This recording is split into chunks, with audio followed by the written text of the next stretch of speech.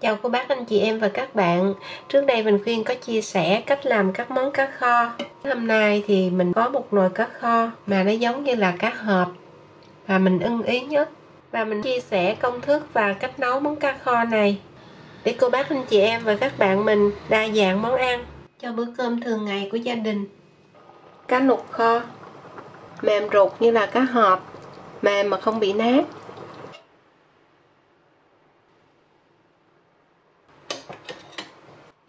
Ăn bánh mì, cơm hay là bún đều ngon. Màu đẹp, vị thơm ngon vừa ăn, cá không bị tanh. Để làm cho cá không tanh thì chắc anh chị em và các bạn mình cũng biết là sẽ rửa với lại muối nè, hoặc là rượu, hoặc là chanh. Cá này mình mua cá đông đá, mình sẽ cắt bỏ những cái vây rồi chờ cho nó hơi tan đá khoảng 30% thôi. Anh chị em và các bạn đừng để tan quá, nó mềm là chút nữa cá nó bị tanh, đồng thời cái thịt nó rã ra. Còn nếu như mình làm được cá tươi á, thì nó lại càng dễ và ngon hơn. Cái bụng của con cá mình chế nước vô rồi lấy muối cho vô trong đây, lấy cái tay của mình sát cho nó sạch hết những cái đen đen và rửa sạch cái máu ở trên cái lưng ở trong bụng nè, mình cạo sạch nha. Bây giờ mình Khuyên làm cái này, mình Khuyên cũng có chia sẻ cách rửa mấy lần rồi trong những cái video trước. Sau đó lấy khăn giấy lau cho ráo nước, mình lấy cái khăn mình lau luôn ở trong bụng cho nó sạch những cái đen đen. Nếu mình có cá tươi là làm ngon lắm đó cô bác anh chị em và các bạn.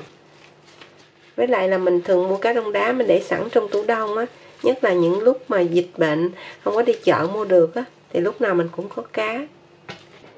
Tiêu mình rang bao nhiêu cũng được, rang nhiều nhiều để dành. Thường mình hay mua tiêu về rồi mình rang sẵn đó, bởi vì mình sợ nó để lâu nó mốc, do đó mình rang luôn.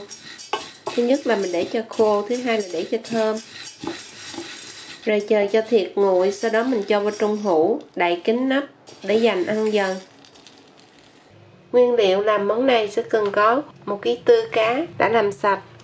Anh chị em và các bạn làm cá mòi, cá nục nè, hoặc là giống như mình Khuyên hôm nay. Mình có ở đây là 3 trái cà 400g, ớt khô hoặc là ớt tươi, hoặc là vừa ớt khô vừa ớt tươi đều được, 80g củ hành tím, 20g củ tỏi, 1 muỗng cà phê tiêu rang, 3 muỗng canh sốt tương cà chua, tức là cà chua dạng như sốt cô đặc như vậy.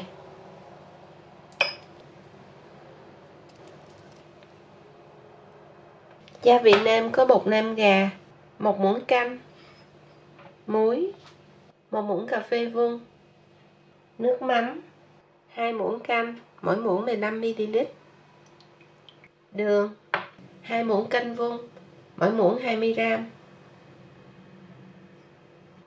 Đây là tất cả nguyên liệu cũng như là gia vị mình Khuyên đã chuẩn bị để nấu món ăn này. Bún tép tỏi 28g cho đến 30g, mình cắt lát ra. 80g hành tím cũng cắt lát luôn. 200g củ hành tây mình cũng cắt lát nhưng mà hơi dày dày xíu để chút nữa mình lót dưới đáy nồi. Ớt này cũng cắt lát. Ớt khô cắt cho nó nhỏ ra vậy.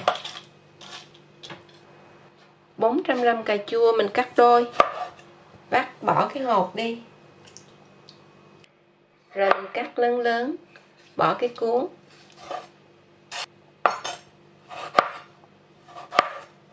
Cá thì tùy thích, mình có thể cắt đôi hoặc là cắt ba.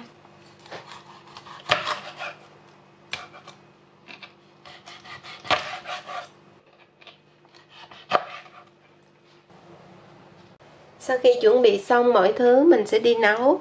Cho vào đây khoảng 3 cho đến 4 muỗng canh dầu. Anh chị em và các bạn đừng sợ cái món này nhiều dầu, bởi vì sau khi nấu xong mình có thể bỏ ra. Cái này khoảng 45ml. Trước tiên là phi tỏi. Khi mình nghe mùi thơm bốc lên rồi, lúc này mình cho hành tím. Rồi mình sẽ đảo cho đến khi hành thơm. Anh chị em và các bạn có bao giờ ăn cái dầu ăn mà gọi là dầu bắp, nó thơm lắm luôn á, không cần phải đợi nâu, chỉ cần cho nó bốc mùi thơm lên là được. Lúc này mình cho tiêu, ớt khô, ớt tươi luôn. Khi ớt với lại tiêu xào trong dầu nó sẽ bốc lên một cái mùi thơm, làm cho cái món ăn của mình nó thơm ngon. Rồi mình mới cho cà chua. Mình để lửa lớn lên xào cho cà ra cái màu đỏ. Và cẩn thận coi chừng cháy. Sau khi cà mềm rồi thì anh chị em và các bạn sẽ để lửa nhỏ xuống hoặc là tắt đi. Mình cho tinh cà cô đặc nè. Tiếp tục mình đảo chung lại.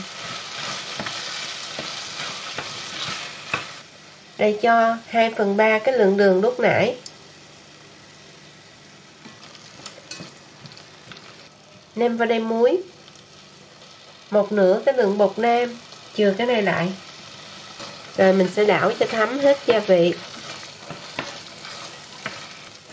Cà lúc này nó mềm, thiệt là mềm luôn và lên cái màu đỏ đẹp. Sau đó mình cho nước vào đây, nếu như là cá đông đá thì 200ml, còn cá tươi thì 300ml. Nhìn cái màu đẹp quá chừng chưa nè. Nấu lên cho sôi. Rồi tắt lửa luôn. Mình có thể nấu nồi thường hoặc là nồi áp suất Instant Pot. Bấm vô đây. Saute. Chị em và các bạn để more cho nó nhanh. Thời gian thì bao nhiêu cũng được. Mình để 14 phút đó. Mình cho vào đây một chút xíu dầu ăn thôi để mình chiên cái hành tây cho nó thơm. Nấu bằng nồi thường cũng được nhưng mà lâu lắm. Và cũng nhiều anh chị em và các bạn có cái nồi này rồi, mình lấy ra nấu cho nó nhanh. Mình để từng cái miếng củ hành xuống. Nếu như mình thấy nó thiếu á, thì cũng có thể cho thêm. Để mình lót bên dưới cái đáy nồi cho chút nữa cá nó không có bị cháy. Đồng thời thơm nữa. Củ hành ăn tốt lắm anh chị em và các bạn. Khi mình nhìn thấy hành nâu vàng bên dưới rồi mình lật lại và lúc này tắt bếp luôn. Rồi sẽ xếp cá vô nè.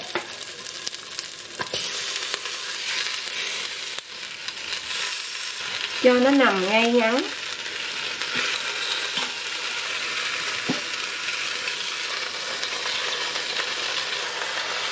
Rồi mình cho đường lúc nãy còn lại nè. Rắc lên. Bột nêm cũng rắc lên luôn. Nước mắm cũng rưới đều lên. Rồi cho hết luôn cà chua. Đổ cho nó phủ cá đó. Mình lấy thêm 50ml nước nữa, mình tráng cái nồi cho nó sạch và mình lấy hết luôn. Rồi sữa nó lại chút xíu. Rồi đậy nắp lại.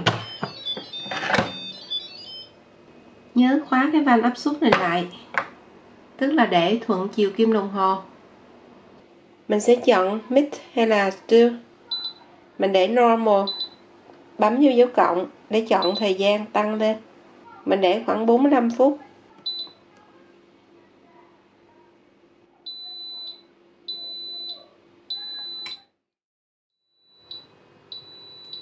Và khi cái nồi nó báo lên, nó kêu tiếng kêu vậy rồi thì anh chị em và các bạn tắt cái này đi.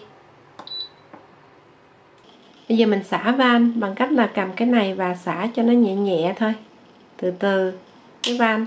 Rồi mình để nhẹ như vậy để cho khi nào mà cái van khóa nắp nó sụp xuống. Ngay chỗ này nó sụp xuống rồi thì lúc đó mình mở được nắp. Rồi mở ra đây. Sôi. Nó mềm mập luôn nhưng mà nó không có hề bị nát một chút nào luôn đó. Không ngon là không lấy tiền luôn. Trời ơi anh chị em và các bạn thấy nó ngon chưa? Bởi vì là mình muốn lấy những cái xác gà với lại củ hành ra. Thịt cá mềm, săn chắc, không bị bở nát. Nước kho thì sánh kẹo của sốt cà chua. Cái đầu cá nó mềm ra luôn đó. Xương cá mềm luôn. Nước sốt kho sánh kẹo nè. Và đơn giản, dễ dàng, nhanh gọn lẹ, cấp tốc. Mình Quyên vừa chia sẻ xong đến cô bác anh chị em và các bạn cách làm món cá nục kho. Mềm ruột như là cá hộp, mềm mà không bị nát. Mình Quyên chúc cô bác anh chị em và các bạn cùng gia đình mình có thêm một món cá ngon. Bây giờ thì xin chào tạm biệt và hẹn gặp lại ở video kỳ tới. Nó như là một dạng cá hộp kho bởi vì mềm rụt xương luôn. Từ nay mình đã có thêm cho gia đình một món ngon nữa. Cá nục kho sốt cà.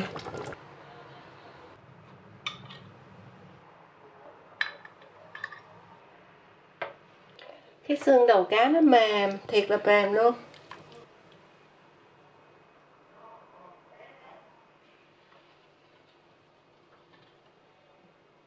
Ăn bánh mì, cơm hay là bún đều ngon.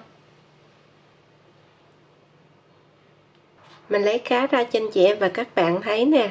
Thịt cá mềm, ruột xương ra luôn. Nhưng mà cá nó không có bị nát. Đây cái xương nè, vụn ra luôn. Cái xương nát mềm ra luôn anh chị em và các bạn. Thích lắm luôn á.